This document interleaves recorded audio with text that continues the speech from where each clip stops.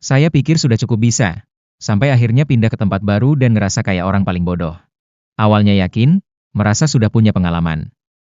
Jadi waktu pindah ke tempat baru, saya pikir paling tinggal adaptasi sedikit, sama sajalah, tapi ternyata realitanya jauh dari ekspektasi. Hari pertama kerja langsung bengong, sistem kerjanya beda, cara orang-orang berkomunikasi pun berbeda. Saya merasa seperti anak baru magang, yang tidak mengerti apa-apa. Setiap melakukan sesuatu rasanya ragu bertanya ini itu, dan jujur dalam hati merasa malu, karena sebelumnya merasa sudah cukup mengerti, sudah cukup pengalaman.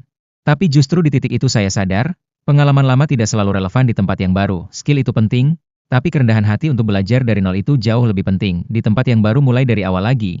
Belajar ulang pelan-pelan. Kadang hanya bisa ketawa pahit dengan diri sendiri, tapi lama-lama mulai mengerti ritmenya. Mulai sadar bahwa jadi bodoh di awal itu, bukanlah aib, namun itu adalah sebuah proses.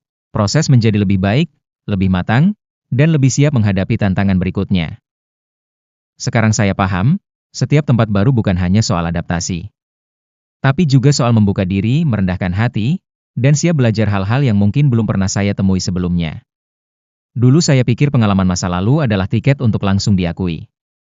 Ternyata, di tempat baru yang dihargai bukan cuma apa yang sudah kita tahu, tapi seberapa besar kemauan kita untuk terus belajar dan berkembang. Dan lucunya, justru ketika saya berhenti sok tahu, ketika saya mulai bertanya, mendengarkan dan mengakui kekurangan, respek dari rekan kerja mulai muncul. Mereka mulai ngajarin, mulai terbuka, bahkan mulai percaya.